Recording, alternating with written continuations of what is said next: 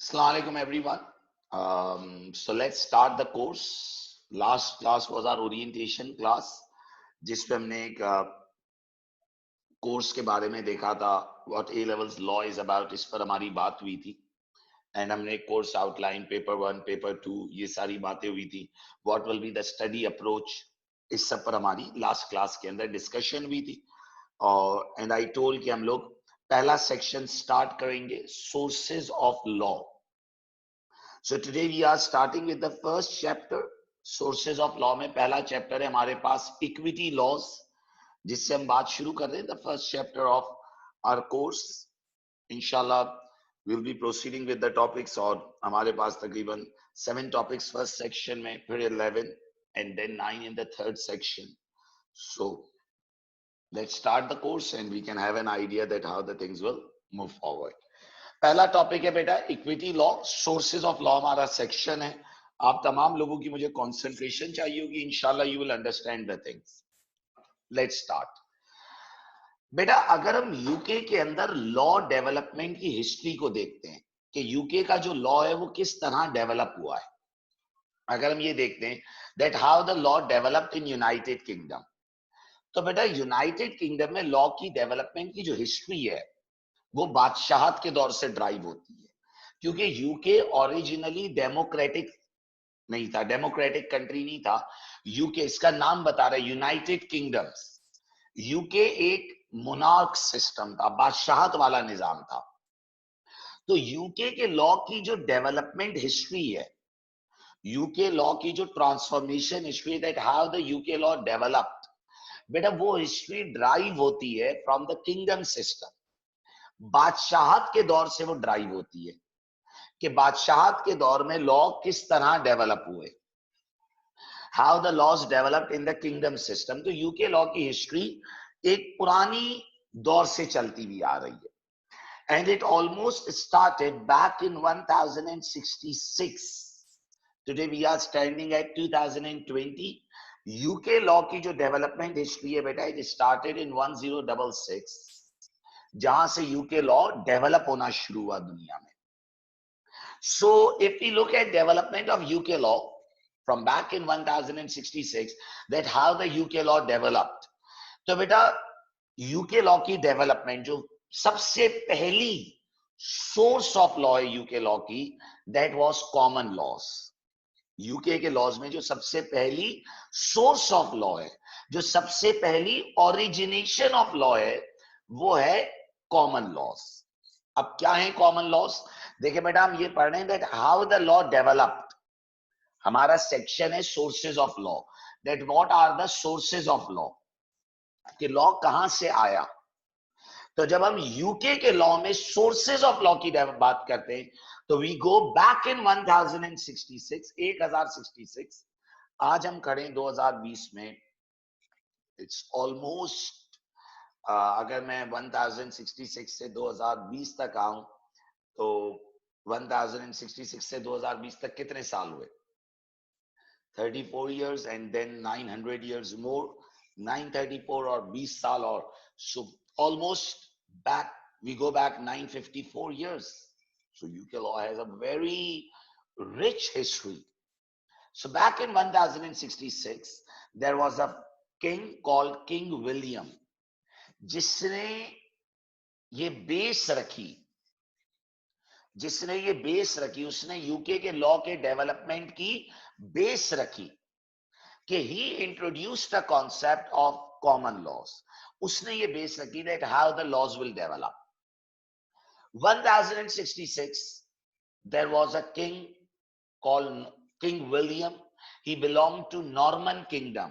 बेटा एक सल्तनत थी Norman kingdom which ruled United Kingdoms. King William ने एक कॉन्सेप्ट इंट्रोड्यूस किया कि इसने अपने रिप्रेजेंटेटिव्स अपॉइंट करे. इन रिप्रेजेंटेटिव्स को हम किंग के जजेस बोलते थे, द जजेस of the king. He appointed his own जजेस. किंग विलियम ने ये कॉन्सेप्ट इंट्रोड्यूस किया कि उसने अपने जजेस अपॉइंट किए, किंग्स जजेस. और उसने अपने ये जजेस को और अपने इन रिप्रेजेंटेटिव्स को लोगों के दरमियान भेजा. उसने अपने इन जजेस को और अपने इन रिप्रेजेंटेटिव्स को लोगों के दरमियान भेजा.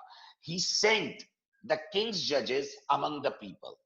उसने अपने ये नुमाइंदों को, अपने ये जजेस को लोगों के दरमियान भेजा कि भाई आप जाएं और आप लोगों के मसाइल सुने. आप जाएं और आप लोगों के मसाइल सुने. ही सेंट द किंग्स जजेस. उसने अपने रिप्रेजेंटेटिव्स को और अपने जजेस को लोगों के दरमियान भेजा कि आप जाकर लोगों के मसाइल सुने और आप उन इश्यूज को सॉल्व करें. कैसे सॉल्व करें, कैसे सॉल्व करें? तो बेटा दीज किंग्स जजेस, ये जो किंग्स जजेस थे, ये अपनी मॉरल वैल्यूज, अपने कस्टम्स और ओल्ड रोमन लॉस को फॉलो करते थे, जिन्हें हम कहते थे एंग्लो सैंक्शन लॉस. बेटा थोड़ा सा पेशेंस के साथ सुनेंगे ना तो क्लैरिटी आ जाएगी, but I need some patience. मैं चाहूंगा कि आप लोग थोड़ा सब्र से बात को सुने. एंग्लो सैंक्शन लॉस को ये लोग फॉलो करते थे. द ओल्ड रोमन लॉस, अपने कस्टम्स, अपने कल्चर्स, इन्हें फॉलो करके ये जो किंग्स जजेस थे, ये जो किंग के रिप्रेजेंटेटिव्स थे, ये लोगों के मसाइल हल करते थे. देखिए बेटा, I am repeating it again. United Kingdoms में लॉ कैसे डेवलप हुआ? तो it has a very rich history. We have to go back 1066 when King William appointed his representatives, and those representatives were called as king's judges. उसने ये representatives लोगों के दरमियान भेजे और क्या कहा कि आपने लोगों के मसाइल सॉल्व करने. बेटा ये जो किंग्स जजेस थे, ये लोगों के दरमियान गए. They used to listen to their cases और ये उनके फैसले देते थे. Sir how do they resolve those issues? बेटा ये ओल्ड एंग्लो सैंक्शन लॉस को कंसिडर करते थे, जो पुराने रोमन लॉस थे, कस्टम्स, कल्चरल वैल्यूज, जो इनके अपने ट्रेडिशंस थे, कल्चरल वैल्यूज थे, उन्हें कंसिडर करके ये फैसले दिया करते थे. किंग विलियम ने अपने रिप्रेजेंटेटिव्स को ये कहा था कि जब आप फैसले करो, लोगों के दरमियान जाओ फैसले करो, but after a particular time आपने कैपिटल सिटी में गैदर होना है. आपने कैपिटल सिटी में गैदर होना है और कैपिटल सिटी में गैदर होके आप अपने फैसलों को आपस में डिस्कस करना. सुनते जाए. आपने कैपिटल सिटी में गैदर होने के बाद अपने फैसलों को डिस्कस करना है और आपके फैसलों में से जो कॉमन और अच्छे फैसले हों, जो रूल्स हों, जो आप तमाम रिप्रेजेंटेटिव्स म्यूचुअली एग्री करो, उन रूल्स को लिखना शुरू कर दो, ताकि आहिस्ता आहिस्ता एक फॉर्मल डॉक्यूमेंट ऑफ लॉ बनना शुरू हो जाए. ताकि आहिस्ता आहिस्ता क्या बनना शुरू हो जाए बेटा? एक फॉर्मल डॉक्यूमेंट ऑफ लॉ बनना शुरू हो जाए. आई एम रिपीटिंग इट अगेन. हम क्या पढ़ रहे हैं कि यूनाइटेड किंगडम्स में लॉ किस तरह डेवलप हुआ. बेटा अगर मैं यूके की लॉ डेवलपमेंट की हिस्ट्री देखूं तो I have to go back 954 years. मुझे 1066 पे जाकर खड़ा होना पड़ेगा. मुझे मुलाकात करनी पड़ेगी किंग विलियम से, जो नॉर्मन किंगडम, नॉर्मन सल्तनत का किंग था, who kept the base of UK laws. और उसकी अप्रोच ये थी कि he appointed the representatives of the king, जिन्हें उसने किंग्स जजेस का नाम दिया. He appointed representatives of the king, जिसको उसने किंग्स जजेस का नाम दिया. And those king's judges were sent among the people, जो लोगों के मसाइल सुनते थे, जो लोगों के मसाइल सुनते थे और वो उन मसाइल को रिजॉल्व करते थे according to old Anglo Saxon laws. जो लॉस थे रोमन किंगडम के, अपने कस्टम्स और कल्चरल वैल्यूज को फॉलो करके वो लोगों के फैसले दिया करते थे. किंग विलियम ने उन्हें इंस्ट्रक्ट किया था कि जब आप लोगों के मसले हल कर लें, then you have to gather back, आपने वापस आना है in the capital city where you have to discuss your common decisions, जहां आपने अपने कॉमन फैसलों को डिस्कस करना है. रूल्स को लिखना है, जो कॉमन रूल्स, जो कॉमन फैसले आप लिखेंगे, that will lead to formation of a first formal book of law which was regarded as common laws. After King William, this approach was further carried on by other kings also, और आहिस्ता आहिस्ता एक book of law बनना शुरू हुई. Sir ये कैसे बन रही थी?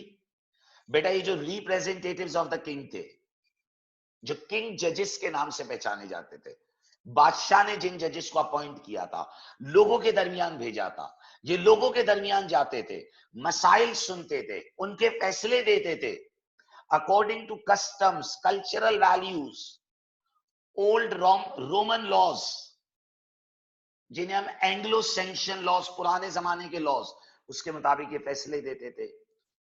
They gather back in the capital city, they discuss their cases, and they write down the good, the best, the common decisions and the rules.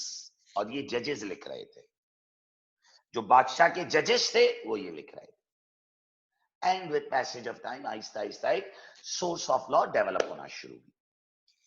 King William के बाद मजीद जजेस ने भी इस निजाम को कंटिन्यू किया. Then a famous king Henry II, he formalized this system more. उसने पूरे यूके को सर्किट्स के अंदर डिवाइड किया. किसके अंदर डिवाइड किया? सर्किट्स. सर्किट्स माने पीसेस के अंदर डिवाइड किया. पूरे यूके को उसने सर्किट्स यानी पीसेस के अंदर डिवाइड किया और हर जज की ड्यूटी लगाई कि भाई आप इस सर्किट को डील करोगे. यानी बेसिकली उसने चीजों को और फॉर्मलाइज किया. ऐसा नहीं कि कोई भी जज अपनी मर्जी से कहीं जाएगा. उसने पूरे यूके को सर्किट्स यानी पीसेस के अंदर डिवाइड किया और हर जज को एक एक पीस के लिए असाइन कर दिया. एंड देन इसने कहा कि you have to gather in the capital city at Westminster house. London के अंदर एक जगह है वेस्टमिनिस्टर हाउस, जहां आपने गैदर होना है. And there you will discuss your decisions. और फिर आप लोग वही जो काम पहले मेरे प्रीवियस किंग विलियम ने सेट किया था कि you have to write these laws, और वो आप करते रहेंगे. So with passage of time the common laws get developed. यानी बेसिकली कॉमन लॉ एक ऐसा लॉ था जो किंग्स जजेस, बादशाह के जजेस, किंग्स रिप्रेजेंटेटिव्स, जजेस के हाथों लिखा हुआ लॉ था. वेस्टमिनिस्टर हाउस में लिखा गया law, common decision, common rules, best decision, उनकी मदद से लॉ लिखा गया. ये जो प्रैक्टिस किंग विलियम ने सेट करी थी, this practice continue still today. आज भी लंदन के अंदर वेस्टमिनिस्टर हाउस मौजूद है, जहां वो सारे किंग्स जजेस गैदर होते थे और अपने फैसलों को एक जगह गैदर करते थे और एक फॉर्मल रूल बुक लिख रहे थे. आज भी वो सब मौजूद है. बस आज उस सोर्स ऑफ लॉ जिसका नाम कॉमन लॉज था, जो बादशाह के जजेस ने लिखे थे, जो उनके कॉमन फैसले थे, उसका आज नाम हो गया है केस लॉ. और उसके अंदर जजेस के पुराने फैसले रिकॉर्ड होते रहते हैं. जैसे हम केस लॉ का नाम देते हैं, या हम आगे एक टॉपिक पढ़ेंगे प्रीसिडेंट्स का. आज भी जजेस के पुराने फैसले एक जगह गैदर किए जाते हैं, क्योंकि बेटा जजेस के पुराने फैसले बहुत सारी सिचुएशंस में फ्यूचर के अंदर आपको गाइड करेंगे कि भाई ऐसा माजी में हो चुका है तो फ्यूचर में भी ऐसा ही होगा, ऐसा पास्ट में हो चुका है तो फ्यूचर में भी ऐसा ही होगा. So historic development, two major sources of law developed during the kingdom system are common laws and equity laws. अभी मैंने equity laws पर बात नहीं करी है, मैं करूंगा. Common laws started to develop in Norman conquest in 1066 when first Norman king, King William, established his king's court named as Curia Regis. अगर आपको नाम याद हो तो लिखिएगा, वरना it's not necessary. And appointed his own judges. ये own judges को कभी हम किंग्स जजेस का नाम देंगे, ये किंग के जजेस थे, या इन्हें रिप्रेजेंटेटिव्स ऑफ किंग बोला जाता है. किंग ने अपने रिप्रेजेंटेटिव्स यानी किंग्स जजेस अपॉइंट किए. Along with this, he also appointed some judges who were sent to major towns to deal with the cases. This system was further formalized by King Henry II, who divided the country into circuits, circuits mean pieces, and assigned the judges for each circuit. Judges sent to the circuit were required to return to London and discuss their common decisions. Common and best decisions were then selected to bring uniformity in decision making process. These resulted in formation of common law. यहां से formation शुरू हुई common law की. Before establishment of common law on any matter, judges used to follow their customs and old Anglo-Saxon laws, the Roman laws. So, how this system started to develop? King William ने शुरू किया, उसने अपने king's जजेस appoint किए, representatives of the king appoint किए, जिन्हें वो लोगों के दरमियान भेजता था. Those representatives, those judges used to listen to the issues of the people. They used to resolve those issues according to the customs. According to the customs, उन issues को resolve करते थे. Old Anglo-Saxon laws, Roman laws के मुताबिक वो इन्हें resolve करते थे. They used to gather at Westminster House, London, जहां ये अपने कॉमन फैसलों को डिस्कस करते थे, गुड डिसीजंस को डिस्कस करते थे, and it resulted in formation of the first formal source of law, common laws. कि लंदन वेस्टमिनिस्टर हाउस एक जगह है जहां ये बैठकर अपने फैसलों को डिस्कस करते थे और उन्हें लिखते थे. जो भी सिचुएशंस उन्होंने देखी, जो भी रूल्स उन्होंने देखे, ऐसे समझेंगे बेस्ट प्रैक्टिसेस वो डिस्कस करते थे. They used to gather at Westminster House. They used to discuss their decisions. They used to discuss the best practice, and they used to document it. And this was the first formal source of law, which was called as common law. Okay, ये source आज भी मौजूद है. Common law is also applied today. Common law, concept of common law is also applied today in form of judicial decisions and precedents. जाहिर है बेटा, आज UK में किंग नहीं है. टुडे देयर इज डेमोक्रेसी, लेकिन आज किंग्स जजेस की जगह कोर्ट्स बन गए, नॉर्मल जजेस आ गए ना. They are not the Kings जजेस, दे आर द नॉर्मल जजेस. लेकिन आज भी उनके फैसलों को एक जगह डॉक्यूमेंट किया जाता है. आज भी उनके फैसलों को एक जगह डॉक्यूमेंट किया जाता है. And those decisions, those principles set in the decisions of the जजेस are called as case law. पुराने जमाने में इसका नाम कॉमन लॉ था, and today it is called as case law. आज हम इसे केस लॉ का नाम देते हैं. आज हम इसे केस लॉ का नाम देते हैं. It is an unwritten form of law which develops through decisions of judges, and it operates along with parliamentary law nowadays. अच्छा, unwritten का मतलब ये नहीं कि लिखी नहीं जाती. Unwritten का माने ये कि ऑटोमेटिकली डेवलप होती जा रही है. यानी ऐसा नहीं कि पहले से लिखी गई है, ये ऑटोमेटिकली डेवलप की जा रही है. ये ऑटोमेटिकली क्या की जा रही है बेटा? डेवलप की जा रही है. ये automatically over the period develop की जा रही है. यानी पहले से डॉक्यूमेंटेड नहीं है. It is developing with passage of time.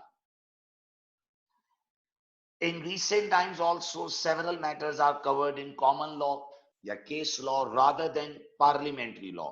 जाहिर है आज तो पार्लियामेंट लॉ बनाती है, लेकिन स्टिल बहुत सारे ऐसे मसले हैं जिन पर पार्लियामेंट का लॉ मौजूद नहीं है, जजेस का सेट किया हुआ लॉ मौजूद है. For example, murder is a common law crime as no act of parliament exists on it. On other hand, theft is a statutory crime defined in Theft Act 1968. आज भी कुछ मसलों पर पार्लियामेंट के लॉ मौजूद हैं और कुछ मसलों पर सिर्फ जजेस का सेट किया हुआ लॉ मौजूद है. जैसे थेफ्ट के ऊपर तो पार्लियामेंट का लॉ है, थेफ्ट एक्ट, लेकिन मर्डर के ऊपर पार्लियामेंट ने, बेटा डेमोक्रेसी है ना आज तो डेमोक्रेसी में तो लॉ पार्लियामेंट बनाती है. तो आज भी मर्डर के ऊपर कोई पार्लियामेंट का लॉ नहीं है, बल्कि सिर्फ कॉमन लॉ एग्जिस्ट करता है, बल्कि सिर्फ कॉमन लॉ एग्जिस्ट करता है। यानी जजेस का सेट किया हुआ लॉ एग्जिस्ट करता है, जजेस के सेट किए हुए फैसले एग्जिस्ट करते हैं। मैं थोड़ा सा एक रिव्यू दूंगा।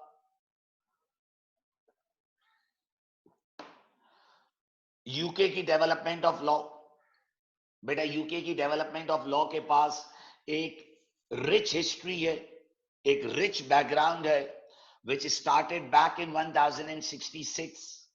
नॉर्मन किंग विलियम ने शुरू किया। He appointed the king's judges, he appointed representatives of the king, जिनको उसने लोगों के दरमियान भेजा, with an authority that they have to deal with the issues of the people.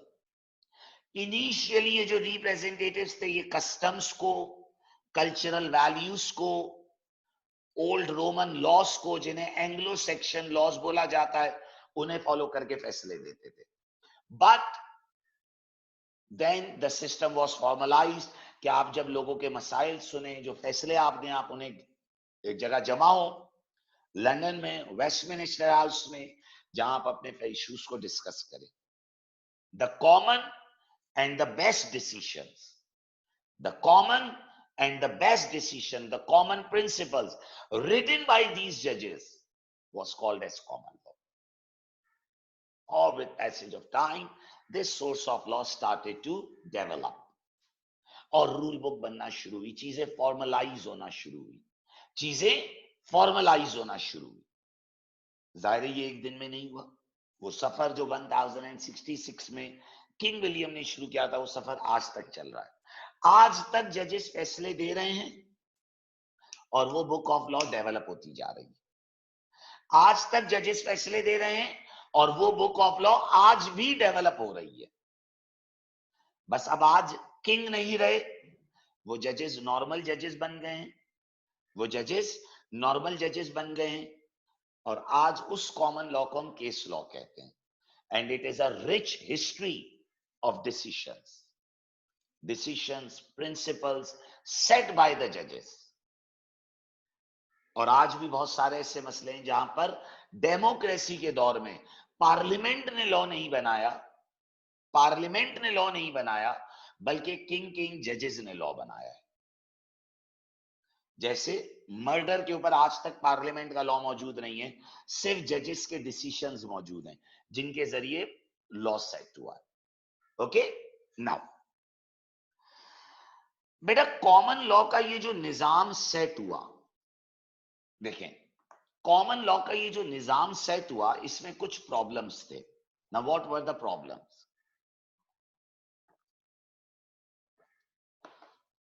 बेटा कॉमन लॉ का ये जो निजाम किंग के जजेस ने सेट किया था, उसमें कुछ कंसर्न्स रेज हुए। पहला कंसर्न ये था कि ये बुक ऑफ लॉ जो लोग लिख रहे थे वो जजेस थे, और बेटा जजेस बड़े उसूल पसंद और बड़े रूल बेस्ड लोग होते हैं। जो जजेस होते हैं दे आर रूल बेस्ड। अच्छा, कॉमन लॉ में हो क्या रहा था, एक जगह सारे रूल लिखे जा रहे थे और फिर सब उन्हीं रूल्स को फॉलो करते थे। तो वक्त के साथ होना क्या शुरू हो गया कि कॉमन लॉ की जो किताब थी, सुनिएगा, वो एक बहुत डिटेल्ड रूल बुक बन गई, क्योंकि उसमें इतने सारे फैसले, रूल्स, क्योंकि जजेस लिख रहे थे वेस्टमिनिस्टर हाउस में बैठकर। तो it was a bulky book with full of rules. बहुत सारे रूल्स जमा हो गए उसमें, it was a bulky book with lots of rules, जिसमें बहुत सारे रूल्स जमा हो गए। अब हुआ क्या कि कॉमन लॉ के अंदर जो जजेस थे वो उन रूल्स को फॉलो करने लग गए कि भाई ये होगा तो ये होगा, ये कंडीशन पूरी होगी तो ये होगा, ये रूल कंडीशन।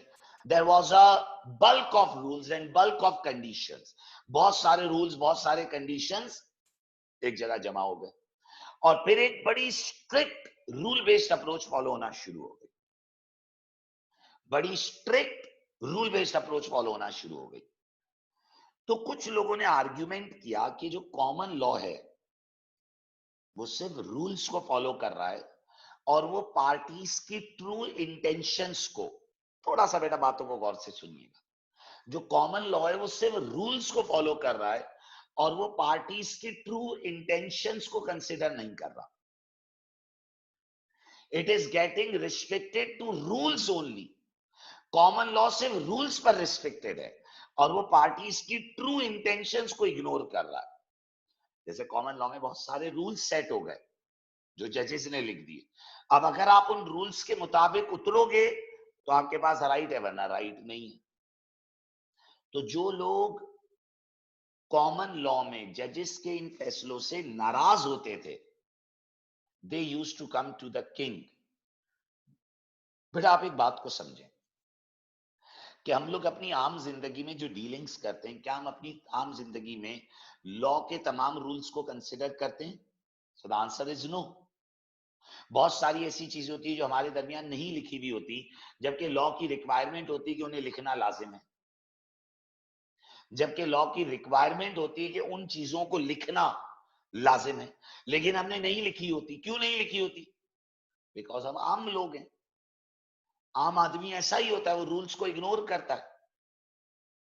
जितने रूल्स लॉ के अंदर लिखे हुए हैं, क्या हम हर रूल को फॉलो करते हैं? तो आंसर इज नो।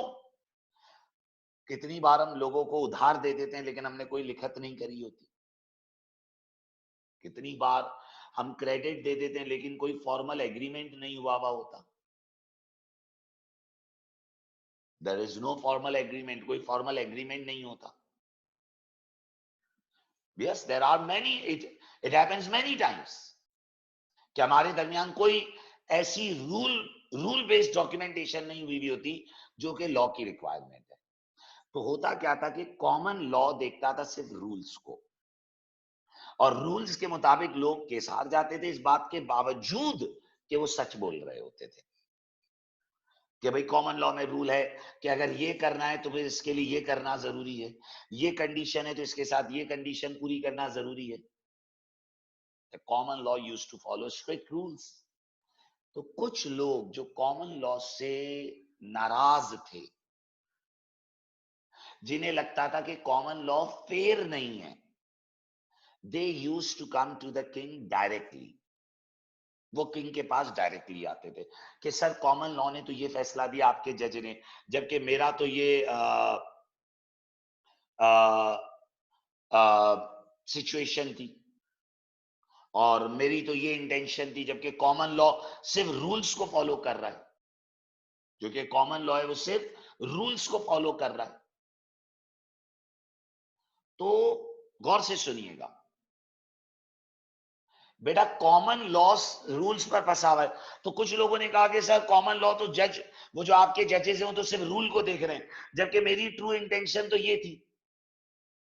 तो फिर जो लोग कॉमन लॉ से नाराज थे, they used to come directly to the king कि सर आपके जज ने ये फैसला दिया और ये नाइंसाफी, और यहाँ ये फैसला नहीं और ये होना चाहिए था। तो किंग उन केसेस को रेफर करता था अपने चांसलर की तरफ। किंग का चांसलर, चांसलर होता था जो किंग का नायब होता था, उसका खास वजीर। आमतौर पर ये रिलीजियस प्रीस्ट भी हो सकता है, जो उसका खास वजीर होता था, जो उसका खास आदमी होता था, the second of the king. King उसे रेफर करता था कि भाई आप इन केसेस को देखें and deal with the complaints of these people. तो जो किंग्स चांसलर था वो फिर उनके मसाइल को सुनता था। और ये जो किंग्स चांसलर होता था बेटा, ये किसी रूल को नहीं कंसिडर करता था, ये किसी रूल को नहीं कंसिडर करता था। He used to look at the intentions. क्योंकि तो ये कॉमन लॉ का हिस्सा थोड़ी था, ये तो एक बादशाह का नायब था, he was very much powerful. ये तो बादशाह का सेकंड बंदा था। यानी पुराने जमाने में ये कहा जाता था कि किंग के चांसलर ने कुछ बोल दिया, किंग के चांसलर ने कुछ बोल दिया तो it will be considered as के किंग ने बोल दिया।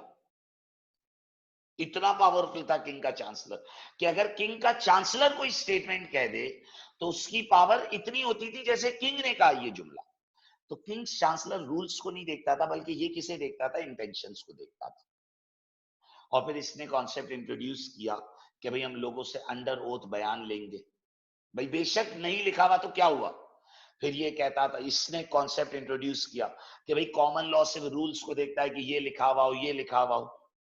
इसने कॉन्सेप्ट इंट्रोड्यूस किया कि हम लोगों से हल्फिया बयान लेंगे, हल्फ उठवाएंगे और अंडर ओथ हम उनका बयान लेंगे। और वो साथ में कहता था कि देखो अगर तुमने झूठी कसम खाई और मुझे पता चल गया तो आई विल पनिश यू। तो ये किंग्स चांसलर का जो कॉन्सेप्ट था, ये कॉन्सेप्ट को नाम दिया गया इक्विटी लॉ का। क्योंकि ये जो किंग्स चांसलर था, बेटा ये जो किंग्स चांसलर था ये रूल्स को नहीं देखता था, बल्कि he used to look at the intentions. He used to look at the intentions. ये रूल्स को नहीं देखता था, बल्कि ये इंटेंशंस को देखता था। ये देखता था कि पार्टीज की ट्रू इंटेंशंस क्या है।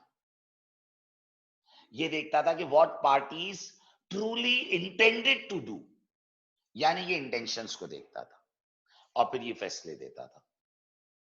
आई will give you an small example, गौर से सुनिएगा।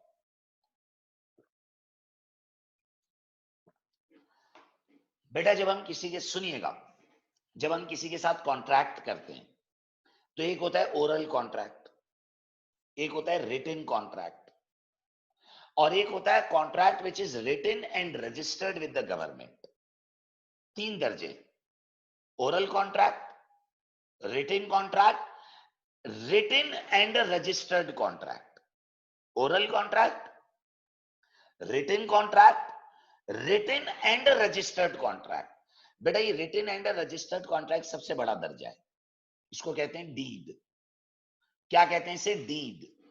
ओरल कॉन्ट्रैक्ट, रिटन कॉन्ट्रैक्ट, और तीसरा दर्जा क्या है, रिटन एंड रजिस्टर्ड कॉन्ट्रैक्ट, इसे कहते हैं डीड। कहते हैं ना भाई रजिस्टर्ड डीड बना लो, सेल डीड। रजिस्टर्ड लिखा भी गया और गवर्नमेंट के पास रजिस्टर भी कराया गया as an evidence. Common law में एक रूल है, कॉमन लॉ में, कि सुनिएगा, एक ओरल, एक रिटन और एक written and registered. Common law ये कहता है कि एक रिटन एंड रजिस्टर्ड कॉन्ट्रैक्ट को, सुनना बेटा मेरी बात, एक रिटन एंड रजिस्टर्ड कॉन्ट्रैक्ट को ऑल्टर करने के लिए, ऑल्टर माने चेंज करने के लिए, एक और रिटन एंड रजिस्टर्ड कॉन्ट्रैक्ट बनना जरूरी है। यानी कॉमन लॉ ये कहता है कि जो रिटन एंड रजिस्टर्ड कॉन्ट्रैक्ट है, अगर उसे ऑल्टर करना है तो एक और रिटन एंड रजिस्टर्ड कॉन्ट्रैक्ट बनेगा, तभी वो ऑल्टर होगा। ऑल्टर माने चेंज होगा। एक रिटन एंड रजिस्टर्ड कॉन्ट्रैक्ट को अगर चेंज करना है तो एक और रिटन एंड रजिस्टर्ड कॉन्ट्रैक्ट का बनना लाजिम है। अच्छा, कॉमन लॉ के अंदर अगर एक रिटन एंड रजिस्टर्ड कॉन्ट्रैक्ट मौजूद है और उसे ऑल्टर करने के लिए आपने खुद, उससे ऑल्टर करने के लिए आपने सिर्फ एक रिटन कॉन्ट्रैक्ट बनाया जो रजिस्टर्ड नहीं है, तो इस ऑल्टरेशन की कोई वैल्यू नहीं होगी। मिसाल, मिसाल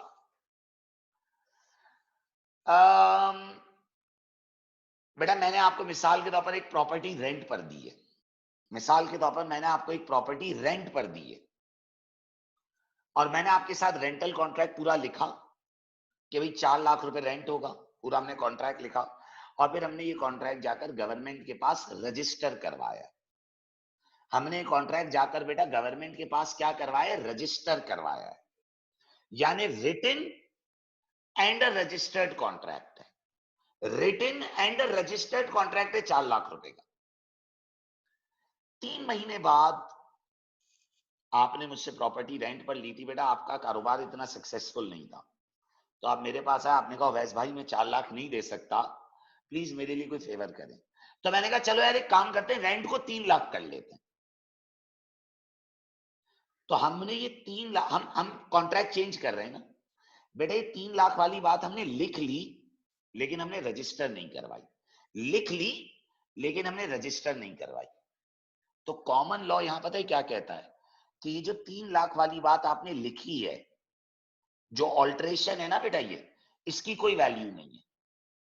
ये जो 3 लाख वाली बात आपने लिखी है, इसकी कोई वैल्यू नहीं है, क्योंकि कॉमन लॉ के अंदर रूल है कि एक रिटन और रजिस्टर्ड कॉन्ट्रैक्ट को ऑल्टर करने के लिए एक और रिटन एंड रजिस्टर्ड कॉन्ट्रैक्ट बनना लाजिम है।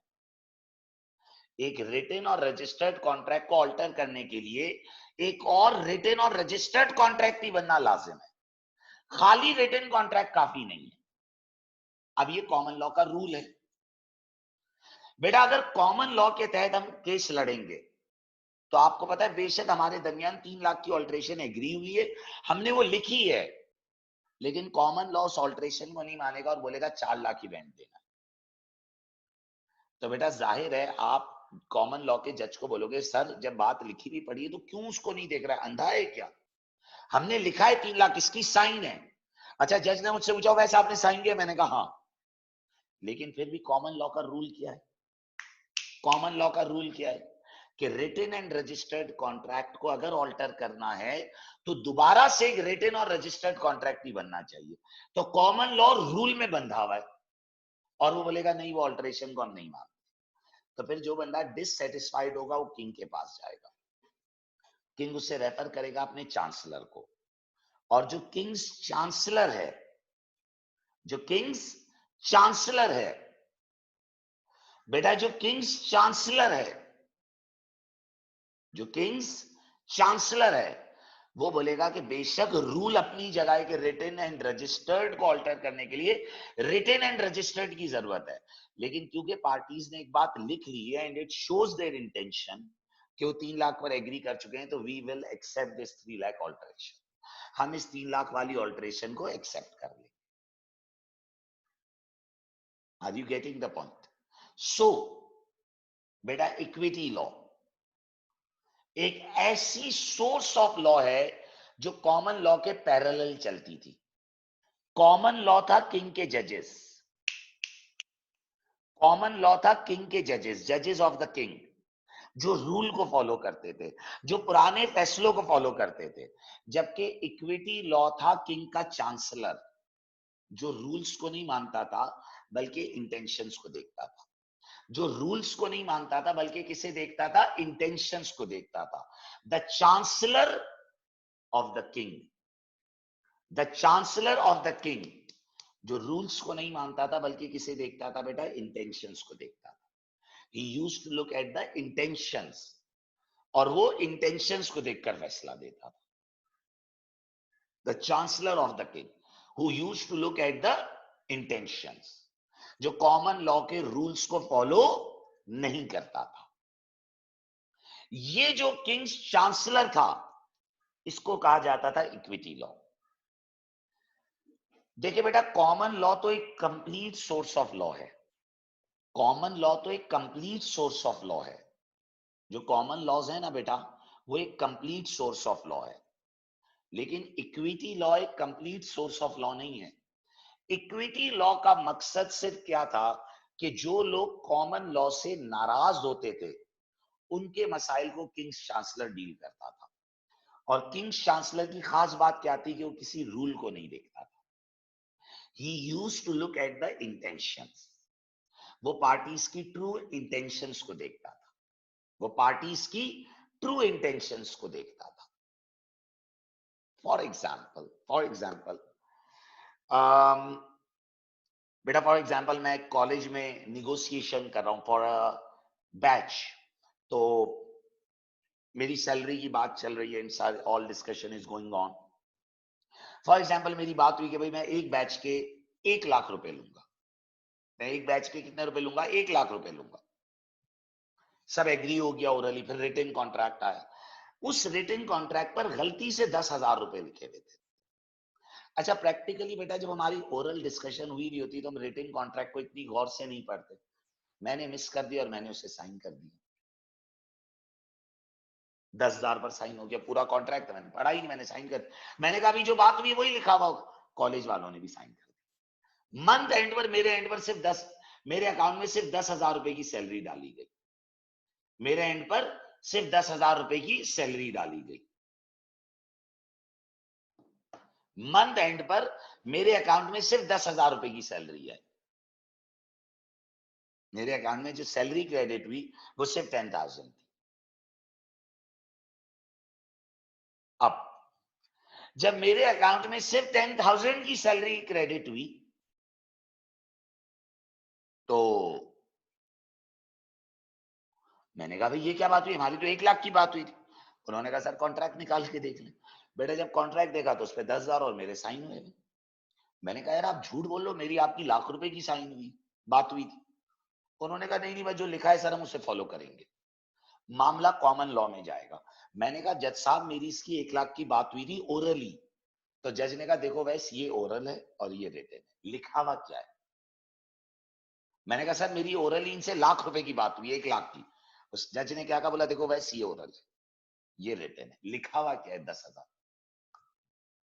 I order 10,000, I am sorry. और कॉमन लॉ तो रूल को देखता है, रूल में रिटन की ज्यादा वैल्यू है। मैं गया किंग शास्त्र के पास, मैंने कहा सर मेरे साथ जुल्म हो रहा है, मैंने गलती से गलत चीज पर साइन कर दिया, मेरी गलती है, मैंने पढ़ा नहीं है, बट मेरी इनसे बात लाख रुपए की हुई। तो किंग्स चांसलर फिर ये कॉन्सेप्ट लाया, उसने हम दोनों को बुलाया, कॉलेज को भी और मुझे भी, बोला I am taking an oath from you, number 1, number 2 keep it in mind, अगर तुमने झूठ बोला और मुझे कल को पता चल गया तो मैं सजा कर दूंगा, मैं जेल में डाल दूंगा। तो when you are under oath better say true, सच बोलना। सर कोई अंडर ओथ झूठ बोल दे तो बेटा जाहिर है वो किसी के दिलों में नहीं झांक सकता, लेकिन वो वार्न जरूर करता था। और आमतौर पर लोग अंडर ओथ झूठ नहीं बोलते, वरना ये खुद एक क्राइम है। सही है, अंडर ओथ झूठ बोलना भी क्राइम है। तो फिर वो ओथ लेता था, फिर वो दोनों का बयान लेता था।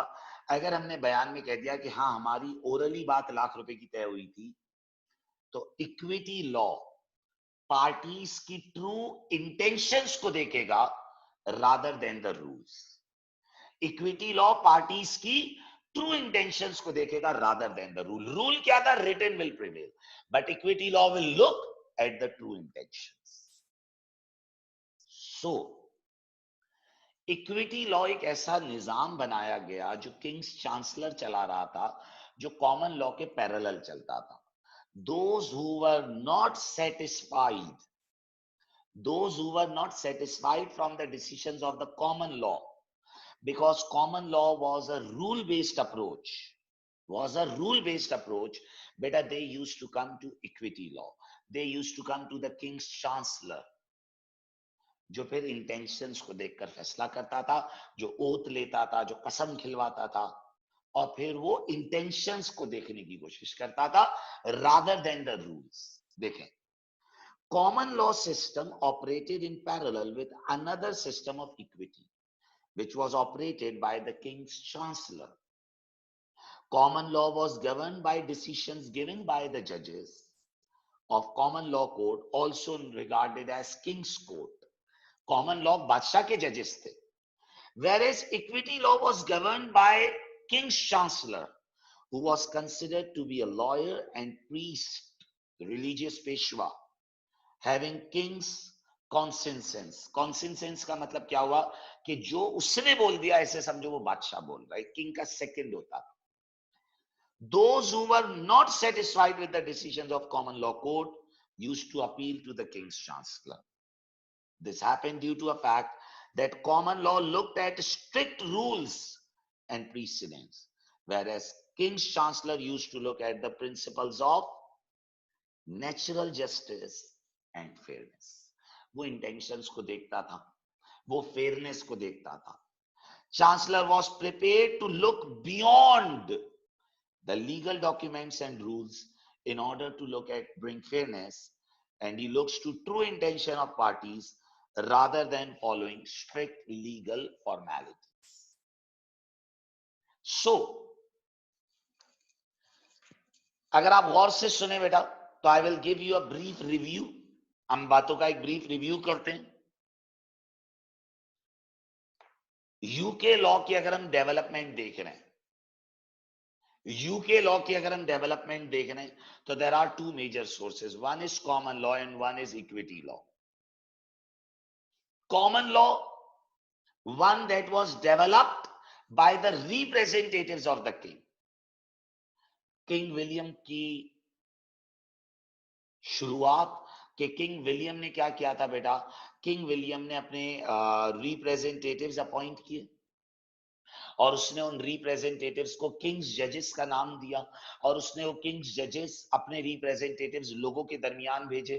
क्या आप लोगों के मसाइल सुने, उन्हें सॉल्व करें according to customs, moral values, old Roman laws जिन्हें हम एंग्लो सैक्सन लॉज बोलते हैं, व्हाटएवर यू वांट, स्टार्ट में आप ये फॉलो करें।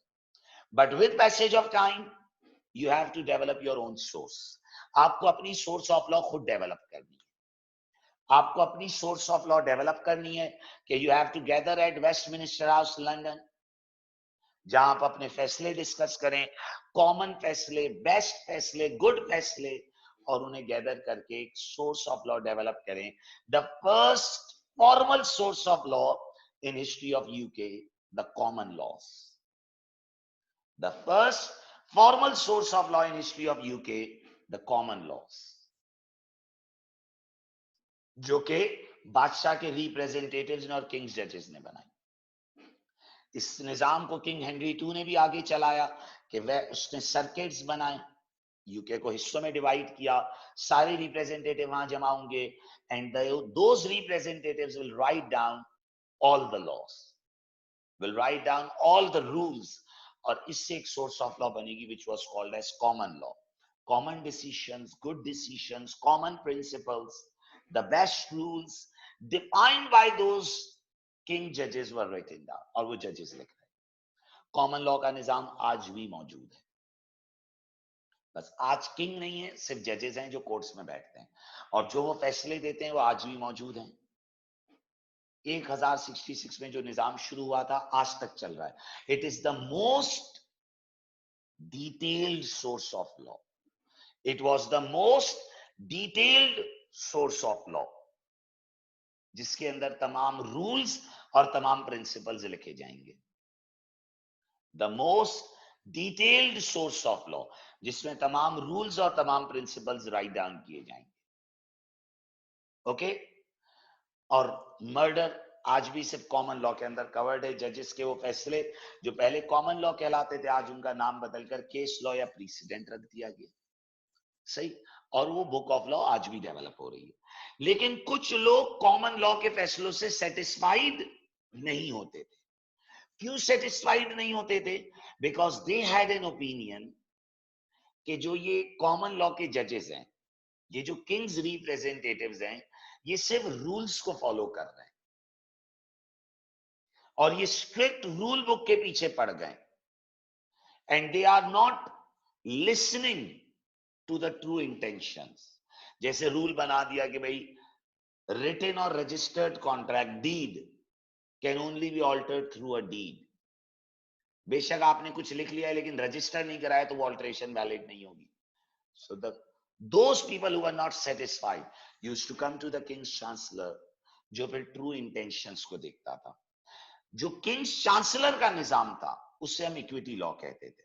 बेटा किंग्स चांसलर का जो निजाम था वो बनाया ही इसलिए गया था कि जो लोग कॉमन लॉ से सेटिस्फाइड नहीं हैं, they should come to the king's chancellor, और किंग्स चांसलर फिर उनके मसाइल को सुनेगा।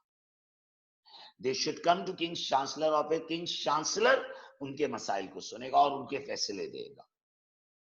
ओके किंग्स चांसलर फिर उन मसाइल के ऊपर अपने डिसीजंस देना शुरू करेगा। Are you getting the point? So the king's chancellor का जो निजाम था, it looked at natural justice, it looked at intentions rather than just going behind the rules and just focusing on the legal documents. Common law में criticism और भी था कि बेटा common law सिर्फ एक ही रेमेडी अलॉट करता था, that was damages. Okay break लेते हैं बेटा, 10 मिनट्स का ब्रेक ले लेते हैं, देन वील रिज्यूम बैक, फिर दोबारा बात को कंटिन्यू करते हैं। सो बिफोर ब्रेक बेटा हम लोग क्या बात कर रहे थे कि कॉमन लॉ में क्या प्रॉब्लम्स हैं जो इक्विटी लॉ को ट्रिगर कर रहे हैं। तो पहला जो प्रॉब्लम था वो तो ये था कि कॉमन लॉ बड़ा रूल बेस्ड था। दूसरा प्रॉब्लम, बेटा कॉमन लॉ के अंदर एक बहुत बड़ा मसला ये था कि जो ये जो जजेस थे, ये सिर्फ एक ही रेमेडी दिया करते थे। अब ये बड़ी अजीब बात है, लेकिन जो जजेस थे वो सिर्फ एक ही रेमेडी देते थे, और वो एक रेमेडी थी डैमेजेस की। यानी वो हर मसले को मॉनेटरी कंपनसेशन के जरिए हल करते थे। जो ये जजेस थे, ये लोग हर मसले को किसके जरिए हल करते थे बेटा? मॉनेटरी कंपनसेशन के जरिए। What is monetary compensation? कि ये हर मसले को फाइनेंशियली कंपनसेट करते थे। कोई भी मसला हो गया, ये आपको ये कहते थे कि आप मॉनेटरी कंपनसेशन ले लो उस मसले के लिए, जबकि प्रैक्टिकली हर मसले का हल मॉनेटरी कंपनसेशन नहीं है। फॉर एग्जाम्पल बेटा, अगर मैं आप मेरा लैंड आपके बराबर में, और मैं आपके लैंड का कुछ हिस्सा ऑक्यूपाई कर लूं, सही, मैं आपके लैंड का कुछ हिस्सा इलीगली ऑक्यूपाई कर लूं, और मैं आपको बोलूं कि आप इसके लिए मॉनेटरी कंपनसेशन ले लो भाई, क्या आपकी जमीन का वो हिस्सा मेरा हो गया, आप उसके पैसे ले लो। तो कॉमन लॉ में हर मसले का हल मॉनेटरी कंपनसेशन था, जबकि हर वक्त मॉनेटरी कंपनसेशन बेस्ट सोल्यूशन नहीं होती। There will be some situations जब हम ये चाहेंगे कि हमें मॉनेटरी कंपनसेशन नहीं चाहिए, बल्कि we need an order to remove that thing. For example maybe हम ये कहेंगे हमें इंजंक्शन ऑर्डर चाहिए to stop someone, maybe हम चाहेंगे हमें परफॉर्मेंस ऑर्डर चाहिए। ये सब आप आगे पढ़ोगे, ये सब अभी आगे आएंगी कि इक्विटी ने क्या रेमेडीज इंट्रोड्यूस करी। But one of the major trigger of equity law was कि कॉमन लॉ हर मसले को मॉनेटरी कंपनसेशन के जरिए हल करता था, जबकि प्रैक्टिकली हर मसला मॉनेटरी कंपनसेशन के जरिए हल करना पॉसिबल नहीं है। देयर विल बी सिचुएशंस जब हमें मॉनेटरी कंपनसेशन नहीं चाहिए होगी, rather we will be looking for some other remedy, like we may be looking for a remedy to stop someone. Okay, so problems of common law included that it was too technical and it was difficult to understand, and it involves several procedural and legal formalities. बेटा जो common law था वो rule based हो गया था, बहुत ज्यादा procedural formalities और लीगल फॉर्मेलिटीज, ये वाला मसला बन गया था उसके अंदर। जो कॉमन लॉ था वो ज्यादा प्रोसीजरल हो गया था। Failure to comply with them result in claimant losing the case. Another problem was that common law courts only one remedy was granted of damages. यानी कॉमन लॉ के अंदर हर मसले का हल पैसों के जरिए किया जाता था। आपके साथ जो भी गलत हुआ है, आपको उसके लिए डैमेजेस या मॉनेटरी कंपनसेशन, डैमेजेस यानी मॉनेटरी कंपनसेशन दिलवा दी जाती, and it might not be the best method. तो फिर जो लोगों को मॉनेटरी कंपनसेशन नहीं चाहिए होती थी, वो भी कॉमन लॉ से निकलकर इक्विटी लॉ की तरफ आते थे, यानी वो किंग्स चांसलर की तरफ आते थे। Okay, for example in case of a trespass, कि कोई आपकी प्रॉपर्टी में एंटर हो जाए, when defendant has wrongly constructed on the claimant's land, better remedy would be to order removal of that construction rather than ordering monetary compensation. So if I will give you a brief review, अगर मैं एक brief review दूं discussion का, तो बात शुरू कैसे हुई कि बेटा यूके के लॉ की source, that how the UK law developed. तो यूके लॉ की जो डेवलपमेंट है, जो ओरिजिनल सोर्स है, जो ओरिजिनेशन है, वो हुई कॉमन लॉ से। Norman king, king William 1066 representatives, जिन्हें वो लोगों के दरमियान भेजता था। They used to deal with the issues of the public, जो लोगों के मसाइल से डील करते थे according to the customs, moral values, Anglo sanction laws, old Latin laws, जिनके मुताबिक वो लोगों के मसाइल हल करते थे। Once they were done with the issues of the people, जब वो एक बार लोगों के मसाइल के जरिए को डील कर लेते थे, जब वो लोगों के मसाइल को डील कर लेते थे, तो they used to gather in the capital where they used to discuss their decisions. उनके कॉमन फैसले, कॉमन रूल्स, जो बेस्ट डिसीजंस ये लोग आपस में एग्री करते थे, उनको ये एक जगह लिखते थे। And this led to formation to the first formal source in UK, and that was called as common law, जो एक सेट ऑफ रूल्स था, सेट ऑफ डिसीजंस था, रिटन बाय द जजेस। जो लोग कॉमन लॉस, अच्छा देन कॉमन लॉ का concept आज भी हमें नजर आता है, बस आज किंग्स जजेस नहीं रहे, किंग ही नहीं रहा, आज खाली जजेस हैं जो कोर्ट्स में बैठते हैं। तो हम इसे कॉमन लॉ नहीं कहते, बल्कि केस लॉ या प्रीसिडेंट कहते हैं। केस लॉ या प्रीसिडेंट कहते हैं द डिसीजंस ऑफ द जजेस, जो आज एक बहुत बड़ी सोर्स ऑफ लॉ है, एक बहुत बड़ी ओरिजिनेशन ऑफ लॉ, क्योंकि बहुत सारे ऐसे मसाइल आज भी एग्जिस्ट करते हैं जिनके ऊपर पार्लियामेंट का बनाया हुआ लॉ नहीं है, बल्कि जजेस का बनाया हुआ लॉ मौजूद है। जैसे मर्डर इज द एग्जाम्पल। देख बेटा, कुछ लोग कॉमन लॉ के फैसलों से, यानी जजेस के इन फैसलों से सेटिस्फाइड नहीं होते थे, खुश नहीं होते थे, तो they used to come and complain, they used to come and complain to the they used to come and complain to the king कि सर कॉमन लॉ बड़ा रूल बेस्ड है, बहुत फॉर्मल है, और हम आम लोग हैं, हम उन रूल्स को नहीं समझ पाते, हम उन रूल्स को फॉलो नहीं कर पाते, तो एज अ रिजल्ट हम कॉमन लॉ के अंदर केस हार जाते हैं, एज अ रिजल्ट हम कॉमन लॉ के अंदर केस हार जाते हैं। तो जो किंग था उसने अपने चांसलर को, जो उसका खास वजीर था, जो उसका नायब होता था सेकंड, उसको कहता था कि लुक एट दीज इश्यूज। जो किंग्स चांसलर फैसले देता है बेटा, उन्हें कहा जाता है इक्विटी लॉ, इक्विटी, फेयरनेस। वो फैसले जो फेयरनेस की बुनियादों पर होते थे, वो फैसले जो नेचुरल जस्टिस की बुनियादों पर होते थे, वो फैसले जो इंसाफ की बुनियादों पर होते थे। They didn't look at the rules, जो रूल्स को नहीं देखते थे, जो फेयरनेस को, इंसाफ को, इन चीजों को देखते थे। The decisions of the king's chancellor, common law rule based हो गया था, उसने दर्जाबंदी कर दी थी कि ये चीज बड़ी है, ये छोटी है, ये चीज ऐसे होगी, ये होगा ही, उसने रूल्स बना दिए थे, फॉर्मल सिस्टम कर दिया था, जो आम लोगों की समझ में नहीं आ पाता था। So those who were not satisfied used to come to the king's chancellor, जो नेचुरल जस्टिस और ट्रू जस्टिस को देखता था। और यहां से एक सोर्स ऑफ लॉ डेवलप होना शुरू हुई, which was called as equity law, which looked at justice, natural justice, इंसाफ के तकाजों को देखती थी। प्लस कॉमन लॉ में हर मसले का हल डैमेजेस होते थे। बेटा ये जो जजेस के रिप्रेजेंटेटिव होते थे, ये हर चीज को डैमेजेस यानी मॉनेटरी कंपनसेशन के जरिए हल करते थे। ये हर चीज को डैमेजेस यानी मॉनेटरी कंपनसेशन के जरिए हल करते थे। जो कॉमन बस सर्वाइव, तो बेटा कॉमन लॉ के अंदर बस प्रिंसिपल जैसे सेट हुए थे कि हर मसले को डैमेजेस के जरिए हल किया जाता था। क्योंकि याद रखिएगा, डैमेजेस या मॉनेटरी कंपनसेशन देना is an easy solution.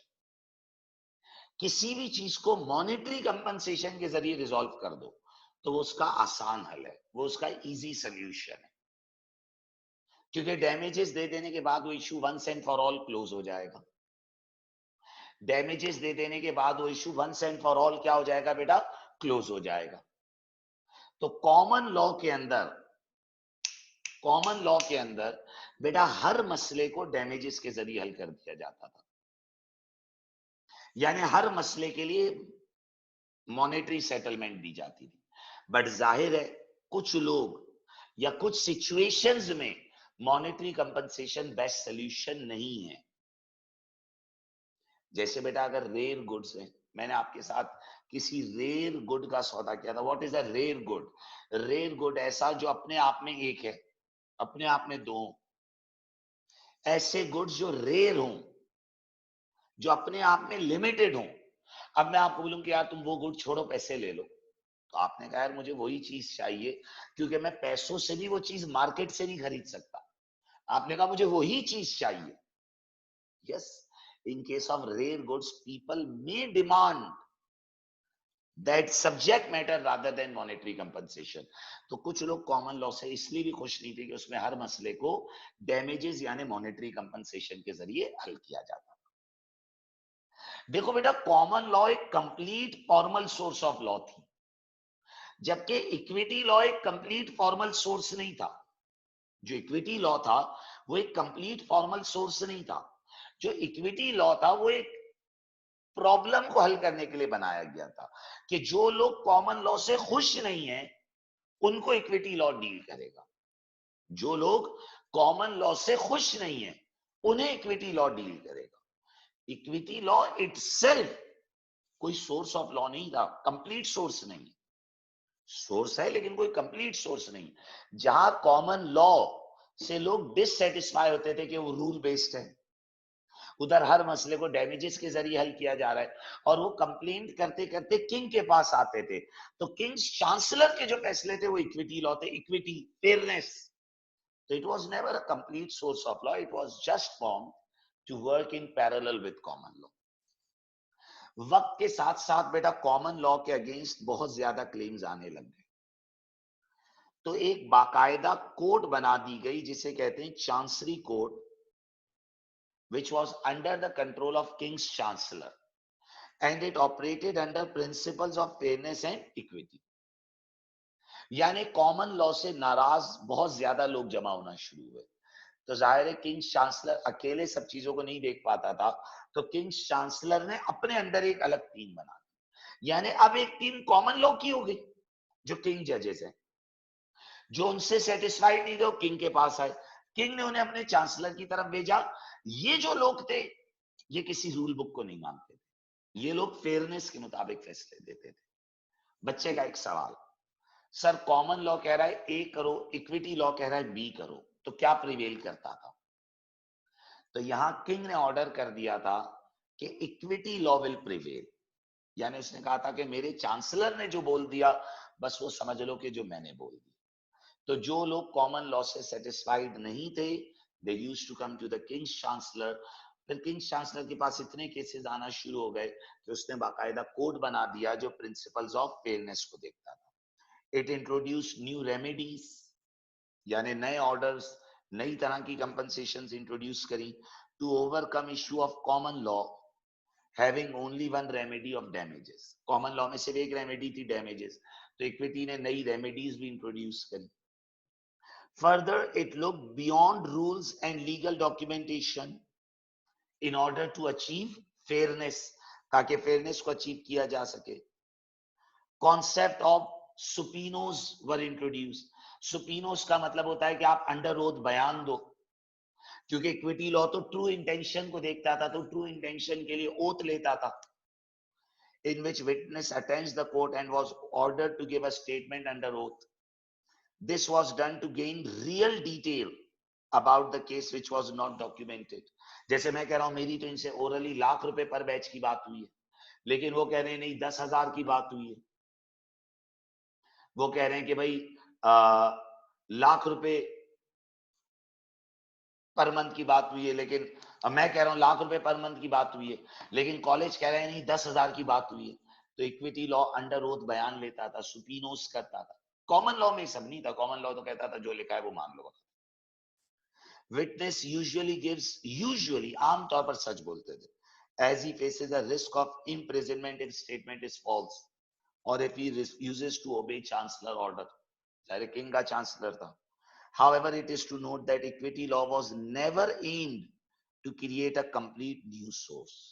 Rather, it was just filling the gaps which exist in common law and to soften the strict rules of common law.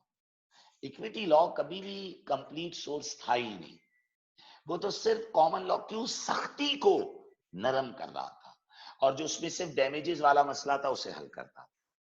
It is to note that in case of conflict between common law and equity law, it was decided in case of Earl of Oxford case in 1615 that equity will prevail, कि equity prevail करेगा over the common law.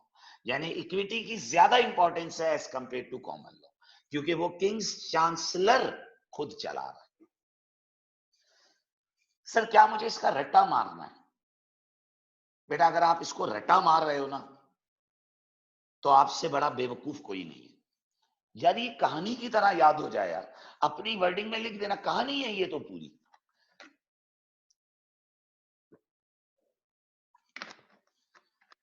इसको 4-5 बार read किया और उसको list down कर लिया, कहानी की तरह याद हो जाएगा।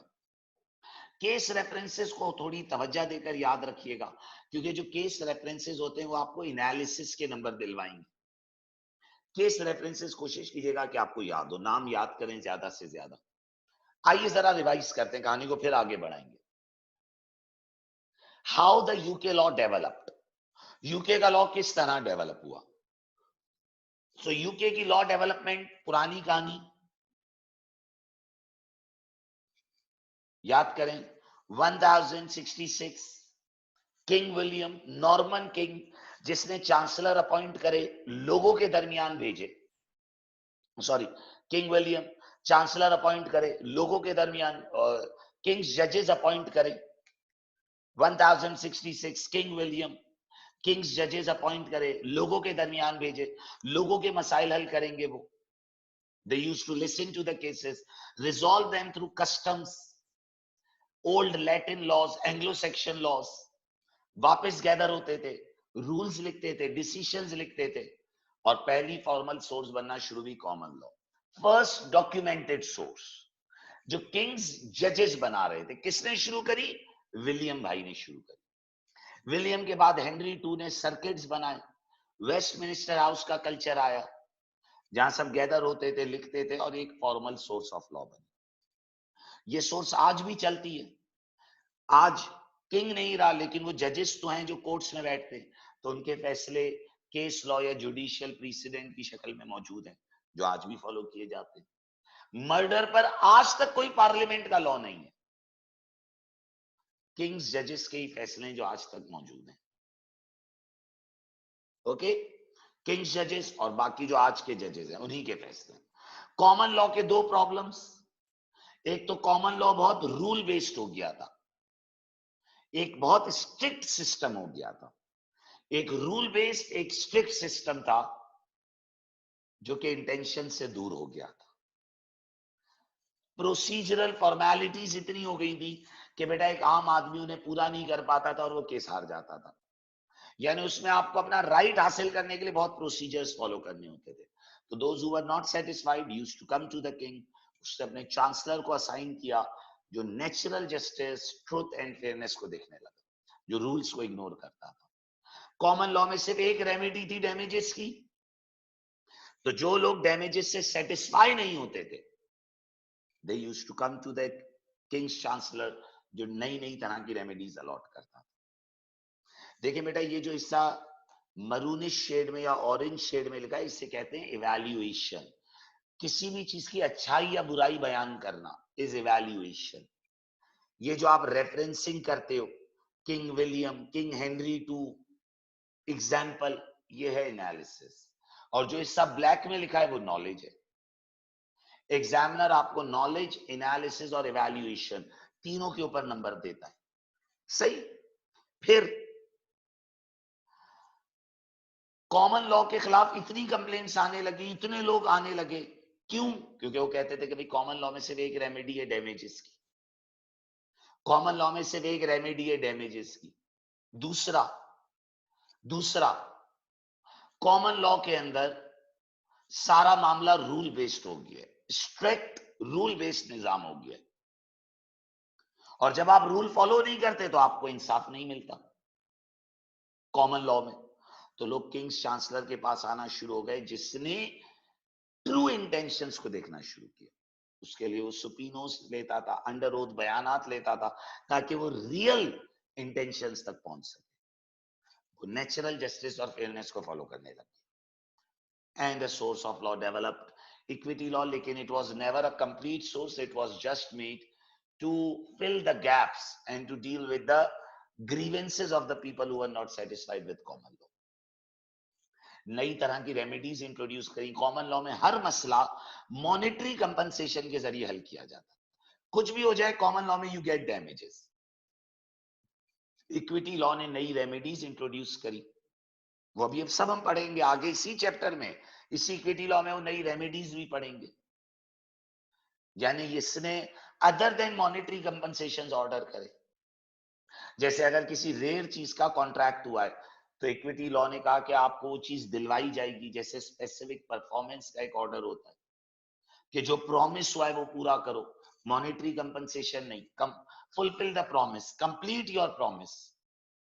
ओके, इक्विटी लॉ डेवलप होना शुरू हुई, and it was decided in case of Earl of Oxford in 1615 कि अगर कॉमन लॉ और इक्विटी लॉ आपस में टकरा गए, कि कॉमन लॉ कहता है ये करो और इक्विटी लॉ कहता है ये करो, तो always remember that equity law will prevail. बेटा, equity law was developed by the chancellor of the king. Equity law king's chancellor ने सेट किया था। ओरिजिनली किंग्स चांसलर डील कर रहा था अकेले, फिर क्योंकि इतने क्लेम्स आने लग गए तो किंग्स चांसलर ने अपने नीचे बाकायदा एक कोड बना दी। बेटा, जैसे कॉमन लॉ की कोर्ट चल रही थी, जैसे कॉमन लॉ की कोर्ट चल रही थी, ऐसे किंग्स चांसलर के अंदर भी एक कोर्ट चलने लग गई, जिसे आपने इक्विटी लॉ का नाम दिया। किंग्स चांसलर के कुछ उसूल थे जो उन कोर्ट्स में माने जाते थे, जो चांसलर के कोर्ट थे। आज भी ये कोर्ट्स मौजूद हैं, लेकिन इन्हें हम चांसरी डिवीजन, चांसरी कोर्ट्स के नाम से जानते हैं। These were the courts made by the chancellor. लेकिन खैर, अब वो चांसरी कोर्ट्स वो काम नहीं करते जो उस टाइम करते थे, अब तो कोर्ट खत्म हो गए। लेकिन चांसरी, उसकी याद में हाई कोर्ट के एक डिवीजन का नाम रख दिया गया, chancery division. These were the courts established bye the king's chancellor. लेकिन खैर, अब वो कोर्ट्स खत्म हो गए, लेकिन किंग्स चांसलर के सेट किए हुए उसूल आज भी माने जाते हैं, जिन्हें कहा जाता था मैक्सिम्स या guidelines, basics. As equity started to operate more frequently, a series of maxims or guidelines started to develop on which equity was developed operating। क्योंकि इक्विटी में कोई रूल बुक तो थी ही नहीं। बेटा, कॉमन लॉ में तो रूल बुक थी, इक्विटी में तो कोई रूल बुक नहीं थी। They used to look at natural justice. These maxims made equity more formal, and nowadays these maxims are used by judges। Even वो उसूल जो उस जमाने में किंग्स चांसलर ने सेट किए थे, वो आज जजेस भी फॉलो करते हैं, जबकि जजेस देमसेल्फ कॉमन लॉ के पैरोकार हैं, लेकिन वो भी आज इक्विटी के उन उसूलों को मानते हैं। Used by judges in their decision in the same way as they refer common law decisions। यानी जैसे जजेस अपने पुराने फैसलों को मानते हैं, ऐसे वो इक्विटी के उन उसूलों को भी आज इंपॉर्टेंस देते हैं। मैं फिर रिपीट करूंगा, बेटा, कॉमन लॉ एक निजाम चल रहा था, set by the king, set by the Kings जजेस। Right word will be kings जजेस, नॉट द किंग। किंग्स जजेस का एक निजाम चल रहा था, जिसमें वो लोगों के दरमियान जाते थे, लोगों के मसाइल सुनते थे, उन मसाइल को हल करते थे, और फिर वेस्टमिनिस्टर हाउस में बैठकर रूल्स लिखते थे। जो भी सिचुएशंस उन्होंने देखी, उनके ऊपर रूल्स, डिसीजंस ये लिखते थे। That was called common law. The first formal book of law was common law. लेकिन कुछ लोग कॉमन लॉ से सेटिस्फाइड नहीं थे, और उनके पास दो रीजन थे। रीजन नंबर वन, पहली वजह वो ये कहते थे कि भाई कॉमन लॉ बड़ा रूल बेस्ड हो गया है, और वो हमारी ट्रू इंटेंशंस को नहीं देखता, वो बस प्रोसीजर और रूल को इंपॉर्टेंस देता है। दूसरा मसला, कॉमन लॉ के अंदर जो जजेस हैं, वो हर मसले को मॉनेटरी कंपनसेशन के जरिए हल करते हैं। यानी जब भी आप केस लेकर जाओगे, आपको मॉनेटरी कंपनसेशन ही मिलेगी, आपको फाइनेंशियल कंपनसेशन ही मिलेगी, आपको मॉनेटरी कंपनसेशन या फाइनेंशियल कंपनसेशन ही मिलेगी। किसमें? कॉमन लॉ के अंदर। जबकि कुछ केसेस में हमें फाइनेंशियल कंपनसेशन नहीं चाहिए होती, we need something beyond it, maybe हमें परफॉर्मेंस चाहिए होती है। तो फिर इक्विटी लॉ की रेमेडीज हैं जो आप अभी पढ़ोगे, injunction, specific performance, rescission, rectification, ये सब आप पढ़ोगे। ये सब इक्विटी लॉ लेकर आया था कि भाई हर मसला डैमेजेस के जरिए हल नहीं होगा। There will be situation when we will order some other remedies. तो कॉमन लॉ के खिलाफ जब इतने क्लेम्स आने लगे, तो बेटा इक्विटी का निजाम बना, किंग्स चांसलर, जिसका मकसद ये था कि वो कॉमन लॉ के नाराज लोगों से डील करता था। Equity was never a complete source of law. It was always intended to deal with the people who were not satisfied, with the common laws। मसले ज्यादा आने लगे तो फिर बाकायदा किंग चांसलर ने अपने अंडर कोड बनाए जो फिर ये ऑपरेट करेंगे। और equity law Maxim's, basic principles of equity law, equity law के कुछ बेसिक प्रिंसिपल्स थे जो कि किंग्स चांसलर ने सेट किए थे, जो तमाम कोर्ट्स जो उसके अंडर आते थे उसे फॉलो करते थे। जैसे उसने कहा कि equity will look to intentions rather than rules. बोला अगर हम भी रूल्स को देखेंगे तो हमें और कॉमन लॉ में क्या फर्क हो जाएगा। फिर इसने कहा he who comes to equity must come with clean hands, ये सब पढ़ेंगे। फिर इसने कहा डिले डिफीट इक्विटी। फिर इसने कहा कि equity will not suffer due to lack of remedy, equity law के उसूल जो किंग्स चांसलर ने सेट किए थे। ओके बेटा, इंशाल्लाह we will discuss these principles in the next class, हम इन्हें मजीद आगे बढ़ाएंगे। Today we have discussed that how the common law and the equity law developed. कल इंशाल्लाह हम इसके मैक्सिम्स पढ़ेंगे, इसकी रेमेडीज पढ़ेंगे और हम बात को इस तरह आगे बढ़ाएंगे। ओके बेटा, आई होप कि आप लोग नोट्स को रीड करेंगे। मैं ये नोट्स भी गूगल ड्राइव पर अपलोड करूंगा। Those who will listen to the recording, तो जो भी क्वेरी हो आपने मुझसे व्हाट्सएप पर पूछना है, कोशिश करें डेली डेली याद कर लें। याद करने का मतलब रट्टा मारना नहीं है, 3-4 बार रीड करें, इंशाल्लाह you will get the point, दिमाग में बिठा लें कहानी की तरह। ये कहानी है that how the law develop. 25 number का सवाल आता है इक्विटी लॉ, तो एक कहानी की तरह दिमाग में बिठा लें। ओके, एक एक टॉपिक जैसे जैसे खत्म होता जाएगा फिर मैं उसके पास पेपर्स भी करवाऊंगा। इंशाल्लाह we will continue in the next class. सही है बेटा, कल जब हम शुरू करेंगे तो हम मैक्सिम से बात को आगे बढ़ाएंगे। चलो, खुदा हाफिज।